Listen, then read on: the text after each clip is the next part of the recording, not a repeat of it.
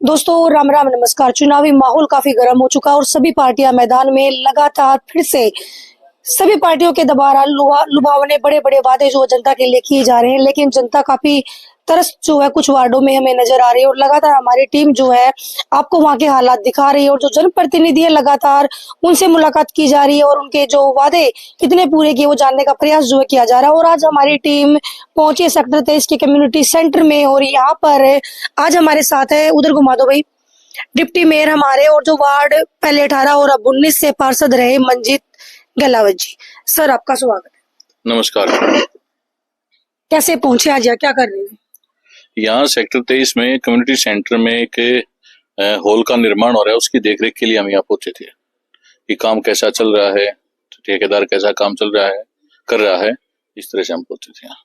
और चुनाव की तैयारी कैसी चल रही है सर? चुनाव तो अभी आना है, चुनाव की तैयारी बाकी ठीक है, हमने काम करा रखे, काम के आधार पे हम जनता से वोट मांगेंगे। हमारा जो भी वार्ड के निवासी हैं उनको हमने बताया भी कि अपने भाई 5 साल में लगभग 34-35 करोड़ के काम हमने कराए हैं या होने लग रहे हैं जी। अभी जो आपका वार्ड 18 था वो वार्ड 19 हो गया। हाँ, ये पहले वार्ड 18 था, इसमें से थोड़ा सा हिस्सा वार्ड 21 में चला गया, थोड़ा हिस्सा इसमें वार्ड 20 में चला गया। अब ये वार्ड 18 का 19 रह गया। कितना एरिया रह गया अभी? इसमें विकास नगर है, सेक्टर 23 है, छोटा सा एरिया कुकरोई रोड के दूसरी साइड से लिया गया है। सर लगातार विकास को लेकर बातें होती हैं, लेकिन जो आपने एक बड़ा सा बोर्ड लगा रखा है 34 करोड़ के कार्य के लगभग, उस पर लिखा भी आपने बताया भी, तो ये कार्य हुए हैं या मतलब बोर्ड पे ही है? इसमें क्या है कि 90% के आसपास कार्य हो चुके हैं और 10% के आसपास जो कार्य है वो होने लग रहे हैं, मतलब चालू हैं। ये नहीं है कि कोई भी काम भविष्य में होना उसको लिख दिया, उसमें काम चल रहे हैं। अब जैसे ये हॉल का निर्माण चल रहा है आपके पीछे, अगर आप देखोगे तो इसका उसमें डिटेल डाली गई है कि भाई इतने लाख का काम है, ये इतने करोड़ का काम है, और ये हमने उसमें लिखा है। लेकिन जो आपके सीनियर नेतृत्व हैं वो लगातार पार्टी पर जो सरकार आरोप लगाते हुए नजर आते हैं, बीजेपी पार्टी पर, कि भाई हमें तो कार्य करने ही नहीं दिया जा रहा, जो हमारे पार्षद है उनको रोका जा रहा, हम कहाँ से विकास कार्य करवाए, तो फिर लुभावने वादे क्यों करते? क्या कहेंगे इस बारे में? देखिए, जो शीर्ष नेतृत्व है, आप किसी एक नेता का नाम लेके कहेंगे वो बात अलग है, लेकिन आपके जिला अध्यक्ष बोलते हैं जी, मैं नाम ही ले देती हूँ जी। जिला अध्यक्ष से मेरे ख्याल से उन्होंने या तो मौके पे देखा नहीं है या कोई मीटिंग में हमसे पूछा नहीं कि भाई हमने काम कितने कराए हैं 5 साल में। कहीं ना कहीं कमी उनकी रही होगी कि उन्होंने भाई एक मीटिंग लेके पूछना चाहिए था कि भाई आपने जो हमारे पार्षद उन्होंने कितना कितना काम अपने वार्डों में कराया, ताकि जनता को बता सके कि भाई जो कांग्रेस के वार्ड थे उन्होंने कितनी तत्परता से और मजबूती से अपने वार्डों में काम कराए। अब जो वार्ड का पार्षद होता है, जैसे मैं 18 वार्ड का पार्षद था, मैंने लगभग जो समस्याएं थी, देखिए समस्याएं क्या होती है कि सामाजिक मतलब भौगोलिक दृष्टि के हिसाब से अलग अलग होती है। अगर आप श्यामनगर में देखेंगे, विकास नगर में देखेंगे, मालवीय नगर में देखेंगे या सेक्टर 23 में, हर जगह की समस्याएं अलग अलग हैं। ये नहीं कि एक समस्या सड़क की या पानी की है, अलग अलग। अब मालवीय नगर में पीने का पानी नहीं था, उनकी समस्याओं को आप वहां जाके सर्वे करेंगे तो लगभग वो परेशान थे। आज उनके लिए नई लाइन ले जाकर मैंने पानी की व्यवस्था कराई है। मेरे पूरे वार्ड में मैं दावे से कह सकता हूँ कि पानी की समस्या नहीं है, पीने के पानी की जो समस्या वो नहीं है। लेकिन कांग्रेस वार्डों की बात करें, जो हम लगातार ग्राउंड रिपोर्टिंग जो लेकर आ रहे हैं, उसमें से जो कांग्रेस के वार्ड है लगातार सभी के तकरीबन हालत मुझे खराब मिल रहे हैं और वो यही कहते हैं कि हमें काम नहीं करने दिया जा रहा। तो आप भी एक पार्षद रहे, क्या राय है? सरकार की गलती है वार्ड में अगर काम नहीं हो रहा, या पार्षद की गलती है? किसकी गलती है? जनता की गलती है? क्या कहेंगे? देखिए, इसमें तो वार्ड का जो पार्षद होता है वो मजबूत होना चाहिए। सरकार किसी की भी हो, वो अपना खुद का कार्य कराने में सक्षम होना चाहिए। एक जो बजट होता है वो निगम का बजट अलग होता है, जो वहाँ के लोकल निवासियों द्वारा टैक्स के रूप में, या जो प्रॉपर्टी आईडी का जो प्रॉपर्टी टैक्स होता है इसके द्वारा, या अन्य जो टैक्स हैं आप रजिस्ट्री करा रहे हैं, या उससे भी जो टैक्स आता है वो भी आपका निगम में आता है। तो आपका जो भी काम है, आपके सामाजिक हैं, सीवर पानी के हैं, स्ट्रीट लाइट के हैं, ये काम आप करा सकते हैं, आप में कराने का दम होना चाहिए। लेकिन मैंने कुछ वार्डों के जो हालात देखे हैं वहां पर आपके ये कह रहे हैं कि नेता लोग हमें काम नहीं करने दिया जा रहा और फिर वादे लेकर आते हैं। क्या ऐसे लोगों के वादों पर विश्वास नहीं करना चाहिए? क्या कहेंगे आप? नहीं, हमने तो देखो पूरे तो किसी की और क्या कह सकते हैं, लेकिन मैं अपने वार्ड का कहता हूँ कि मैंने अपने वार्ड में, मेरे ख्याल से भविष्य में देखो काम तो सड़कें टूटेंगी, दोबारा बढ़ेंगी, लेकिन लगभग मैंने जो वादे करे थे चाहे वो पीने के पानी की समस्या हो, चाहे सीवर लाइन की समस्या हो। अभी विकासनगर मालवीय नगर में लगभग 2 करोड़ 7 लाख से सीवर लाइन डली है जी। और लगभग 2 करोड़ 58 लाख से गलियां भी बनने जा रही है और पहले भी गली बनी है। अभी काम कल से शुरू हो जाएगा, मतलब 2-3 गलियों का आज ठेकेदार को दिखाया भी है। मैं तो इस बारे में, मेरी तो राय यही है कि ऐसे जो लोग, जो ऐसे नेता जो जनता के बीच में आते हैं, पहले लुभावने वादे करते हैं और फिर कहते हैं कि हमें काम नहीं करने दिया जा रहा, ऐसे लोगों को वोट ना दे, चाहे बीजेपी पार्टी से, चाहे कांग्रेस पार्टी से या किसी अदर पार्टी से। सर, कांग्रेस पार्टी एक मजबूत विपक्ष के रूप में जो है देखा जा रहा था और काफी सालों तक आप लोगों ने भी जनता पर जो है राज किया है। बीजेपी की बात करें तो केवल 11 साल बीजेपी को मिले हैं, लेकिन आपकी जो पार्टी है लगातार आरोप लगाती हुई नजर आती है बीजेपी पर। आपके ही पार्षद बीजेपी में जा लिए तकरीबन 6-7 के लगभग, तो मुझे भी, मेरे भी माइंड में है। तो किस तरीके से आप देख रहे हैं, पार्टी में कहाँ कमी है, क्यों दामन छोड़कर पार्षद जा रहे हैं ऐसे? देखिए, पार्टी की कमियां तो मैं नहीं बता सकता कि पार्टी में कमी। पार्टी तो कांग्रेस पार्टी एक मजबूत पार्टी है, लेकिन हाँ ये है कि भाई कहीं ना कहीं कुछ ना कुछ कमियां तो रही होंगी जो जनता ने 11 साल सत्ता में नहीं आने दिया। और अभी तो ये वोट चोरी का जो मुद्दा चला है, तो अभी तो पता लगा कि भाई सरकार, जो बीजेपी सरकार है, वो कैसे वोट चोरी करके और एक फ्रॉड करके सरकार में आई हुई है। तो जनता ने तो इनको नकार दिया था। पीछे 2019 में थे वो जेजेपी पार्टी ने गठबंधन करके सरकार बनवा दी, नहीं तो जनता ने तो 2019 में भी नकार दिया था बीजेपी को। कहीं ना कहीं लोग कांग्रेस पार्टी को तो चाह रहे हैं और बनाना भी चाहते हैं, लेकिन एक जो बीजेपी पार्टी है वो अपने भ्रष्ट तंत्र के दम पर सरकार बना लेती है, वोट चोरी करके या जो भी उनके अपने प्रोपेगेंडे हैं उनसे वो सरकार बना लेती है। आपकी सरकार है जब बीजेपी पार्टी ने तो ये नहीं बोला कि कांग्रेस वोट चोरी कर रही है। अब 11 साल अगर जनता ने बीजेपी पार्टी को चुन लिया, तो आपके जो बड़े नेता हैं ऐसे आरोप क्यों लगाते हैं जब ये आरोप सिद्ध भी नहीं हो रहे? देखिए, सिद्ध तो हो रहे हैं कि एक मकान में आप 100 200 200 500 वोट जो मिल रही हैं और अभी जो वोट कटने लग रही हैं, ये वोट चोरी तो थी, जो एक्स्ट्रा वोट जोड़ी गई। अब ज्यादा दूर ना जाके मैं तो अपने वार्ड की बता देता हूँ। जो मुरथल रोड में विकास नगर है, उसकी वोटें इस विकास नगर में डाल दी है। देवनगर की कुछ वोटें यहाँ डाल दी है। उससे क्या है कि ये पता ही नहीं कि ये निवासी यहाँ के हैं या नहीं है। हमें तो पता नहीं ना कि विकास नगर में ये रहने वाले कहाँ के हैं, कौन से विकास नगर के हैं। कहीं कोई गुड़गांव के डाल दिए, कोई कहीं के डाल दिए। उनके एड्रेस फर्जी एड्रेस है उनके सबके। तो बहुत सारी ऐसे वोटें हैं जो आप सर्वे करोगे तो आपको पता लगेगा कि भाई फर्जी वोटें इन्होंने डाल के अपना इलेक्शन इन्होंने जैसे तैसे करके निकाला। जनता इनको नकार चुकी थी। आपकी पार्टी में लगातार गुटबाजी जो हमें नजर आ रही है, जो बंदा जिस लायक है उसको अपोजिशन नहीं दी जा रही, इसलिए मेरे ख्याल से तो लोगों में ये, मतलब ये बात चली हुई है कि इसलिए पार्षद जो है दबे इसका कांग्रेस का दामन छोड़कर जो है जा रहे हैं। अब अपने बारे में देख लीजिए, आप मतलब डिप्टी मेयर बने, पहले पार्षद बने, फिर डिप्टी मेयर आपको बनाया गया।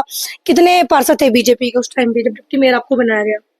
देखिए, जब मैं डिप्टी मेयर बना उस टाइम पे 10 पार्षद बीजेपी के थे, 9 पार्षद कांग्रेस के थे, एक निर्दलीय था। फिर भी आपको चुना गया? निर्दलीय जो पार्षद था वो बीजेपी में चला गया। हमारा आंकड़ा 9 और 11 का हो गया। 9 कांग्रेस के थे, 11 बीजेपी के जी।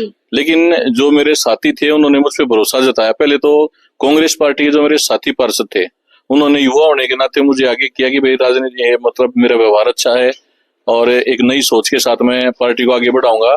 उन्होंने मेरा साथ दिया।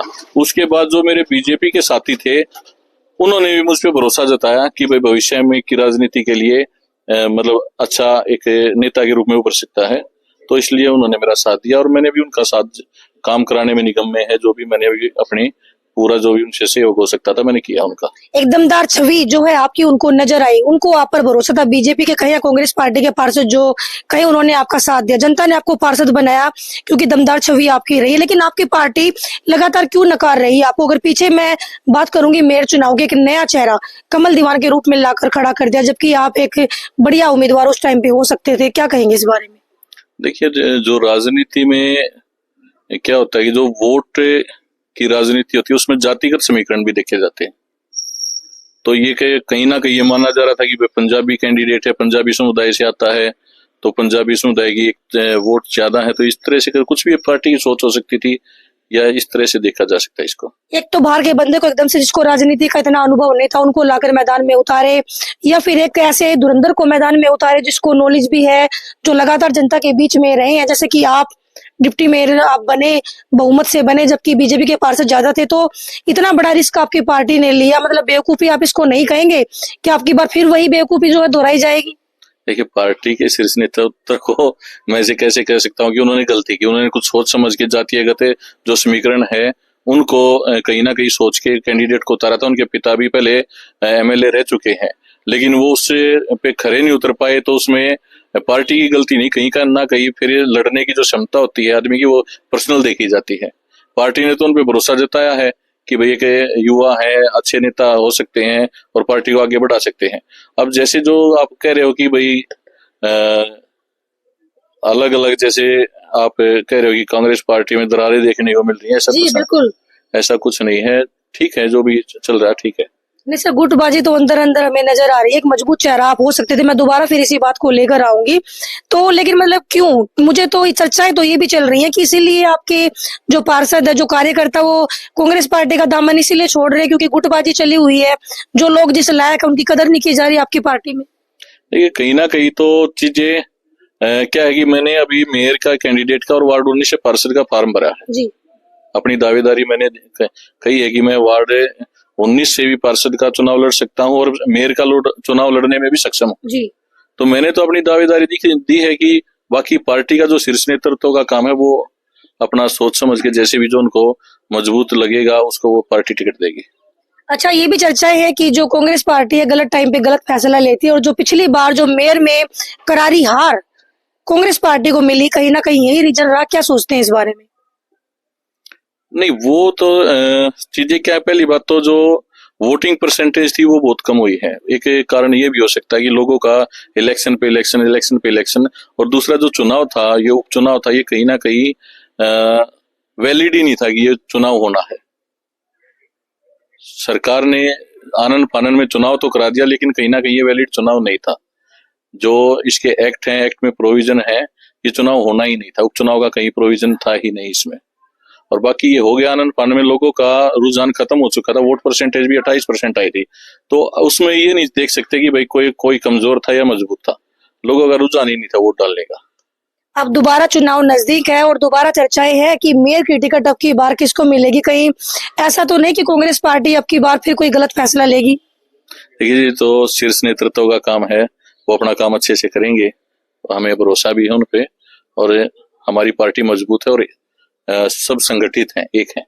आपकी बार फिर से लेकर मेयर के चुनाव को लेकर काफी चर्चाएं जो हैं अभी फील्ड में हो रही है, और लगातार कांग्रेस पार्टी को लेकर ज्यादा हो रही है, क्योंकि कांग्रेस पार्टी ने एक बिल्कुल नया चेहरा कमल दीवान जी को मैदान में उतारा था। जो उनके पार्टी के जो बढ़िया धुरंधर कार्यकर्ता थे उनको नकार करके एक नया चेहरा मैदान में उतारा गया, और इसका परिणाम कांग्रेस पार्टी को भुगतना पड़ा।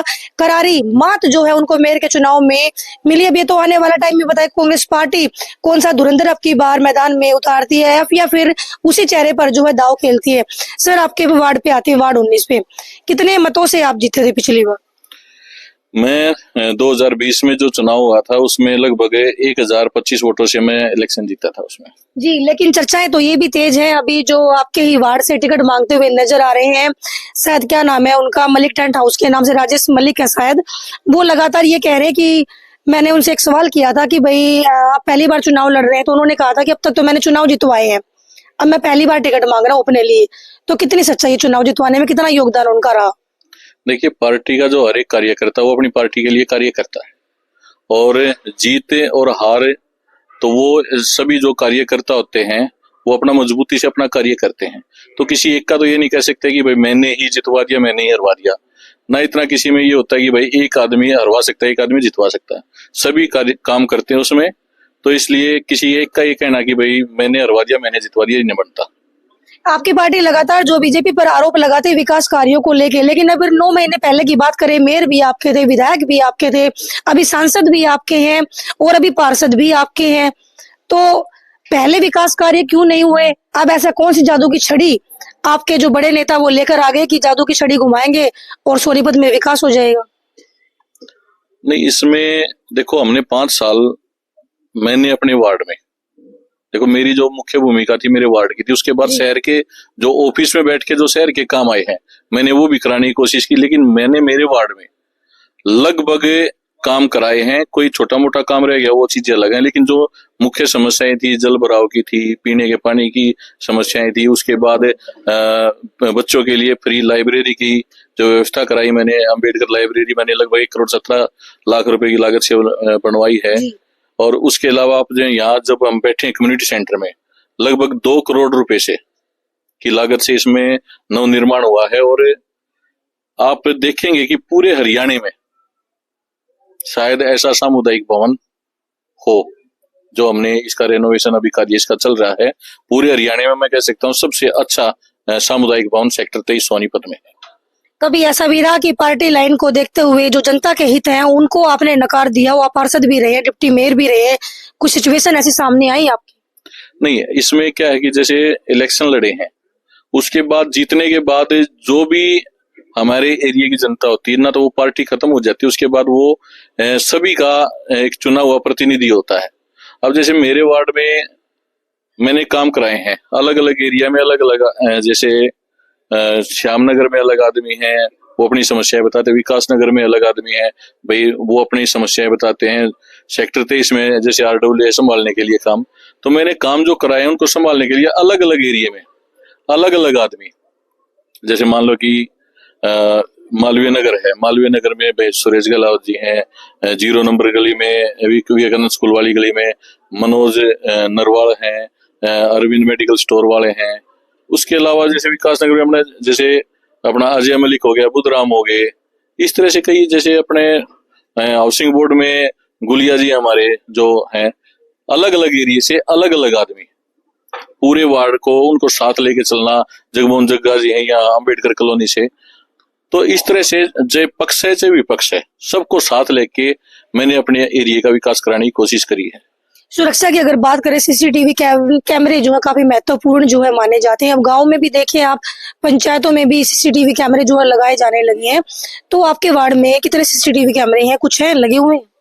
देखिए, ये कार्य तो निगम का और जो अपना प्रशासन उनका साथ में है मिलके, जो मुख्य चौराहे हैं, चौक हैं, वो ही उनको देखते हैं। उसमें कितना जरूरी मानते हैं आप इस चीज को? देखिए, हमने अपनी डिमांड, हर जो हमारी हाउस की मीटिंग होती थी, मैंने हर हाउस की मीटिंग में मुख्य जैसे पार्कों में या जैसे मुख्य जो चौक चौराहे हैं उन पे सीसीटीवी की डिमांड दी थी, लेकिन कुछ कारणों से वो नहीं लग पाए। जैसे सरकार की कोई गाइडलाइन होती है, उनके अकॉर्डिंग ही सीसीटीवी कैमरे लगते हैं, इस वजह से वो नहीं लग पाए। अगर स्ट्रीट लाइट की बात करें तो कितनी लाइटें जो है आपने लगवाई हैं अपने वार्ड में? देखिए जी, मेरे ख्याल से मेरा तो दावा ये है कि पूरे सोनीपत में मेरी वार्ड में सबसे ज्यादा लाइट लगी हुई है।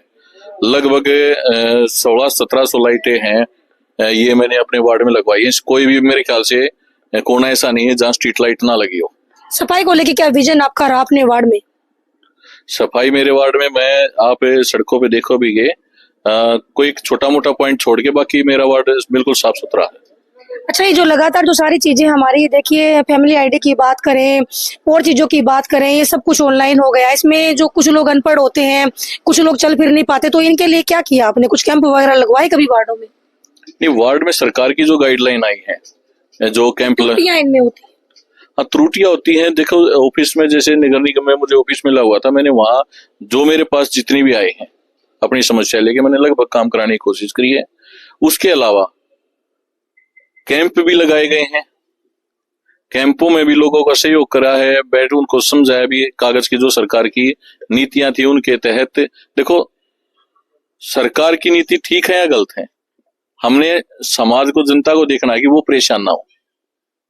तो हमने उनको जो नीतियां थी सरकार की, उन्हीं पे पब्लिक का था, चाहे उनका पेंशन कटने का डर था, लोगों की पेंशन भी कटी है, तो जो विकलांग है उनकी भी कटी है पेंशन, तो उनके हमने कोशिश करी है उनके कार्य पूरे कराने की।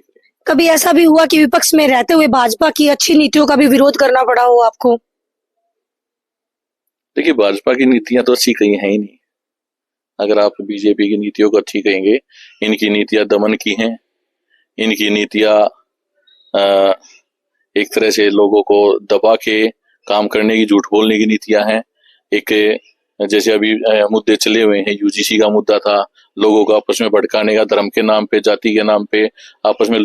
बीजेपी सरकार सिर्फ बांटने का काम करती, जोड़ने का काम नहीं करती। आपकी पार्टी ने कितने सालों तक जनता पर राज किया? आजादी के बाद लगभग 2014 तक जो है आपकी पार्टी सत्ता में रही। आपकी पार्टी ने क्या किया? बीजेपी पार्टी की अगर हम बात करें, राम मंदिर बीजेपी पार्टी ने बनवा दिया, डिजिटल हो गया सब कुछ, महिलाओं की सुरक्षा के लिए काफी कार्य किए हैं, किसानों के लिए काफी कार्य किए हैं। तो 11 साल में आप जवाबदेही कैसे मांगते हैं बीजेपी पार्टी से, जब इतने सालों तक आपकी पार्टी ने राज किया, जब ये चीजें नहीं हो पाई जो बीजेपी ने 11 सालों में कर दिया? देखिए, जो सरकार के आपने बातें कही कि कांग्रेस ने क्या किया, कांग्रेस के राज में कभी जात पात का या धर्म का झगड़ा नहीं हुआ। कभी शंकराचार्य जी से कागज नहीं मांगे गए कि आपने कागज दिखाओ। जाति पाति का मुद्दा उठाती है कांग्रेस। हरियाणा की बात करें, उसको हुड्डा का गढ़ इसको बोला जाता था, जो बीजेपी ने तोड़ने का एक काम जो किया है। जाटों की संख्या यहाँ पे ज्यादा बताई जाती थी। जिस तरीके से इस तरीके की बातें उठाने वाले भी कांग्रेस ही थी।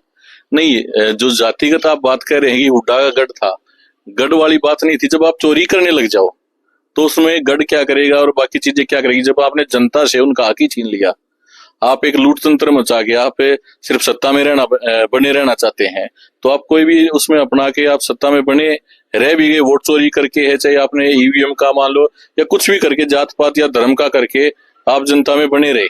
लेकिन बीजेपी तो बोल रही है कि कांग्रेस के पास कोई मुद्दा ही नहीं है, कुछ नहीं बचता उनके पास से, वो हार जाते हैं तो कहते हैं कि वोट चोरी हो गया।